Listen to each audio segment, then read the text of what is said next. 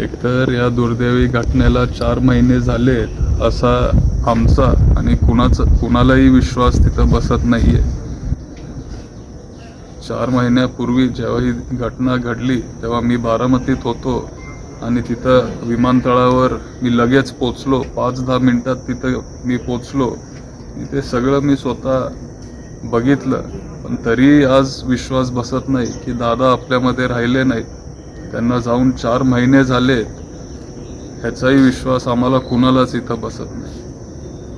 मला जिरायती पट्ट्यात आता दुष्काळग्रस्त परिस्थिती त्या ठिकाणी झालेली आहे. निरा जो जोड प्रकल्प आहे, दादांनी या भाषणांमध्ये देखील त्याचा उल्लेख केला होता, परंतु यामध्ये कोणतीही निधीची तरतूद करण्यात आलेली नाही.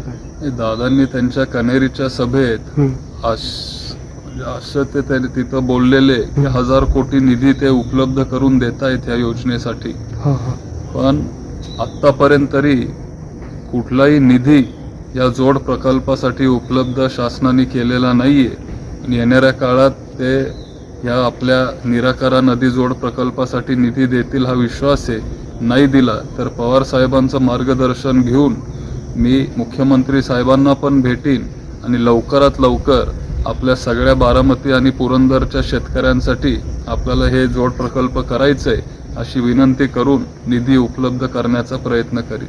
दादांच्या अपघातासंदर्भात चौकशीची मागणी अनेक ठिकाणाहून केली जाते. रोहित दादा सातत्याने आवाज उठवत आहेत, तुम्ही देखील त्याची मागणी करताय. नेमकी सगळेच आपल्या आपल्या पद्धतीने प्रयत्न करत आले.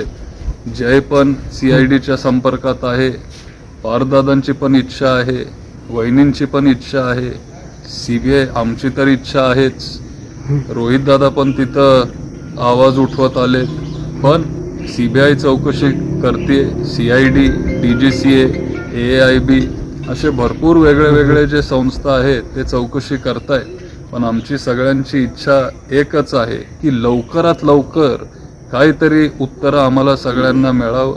कारण जो प्राथमिक अहवाल त्यांचा आला तो न पटण्यासारखा होता.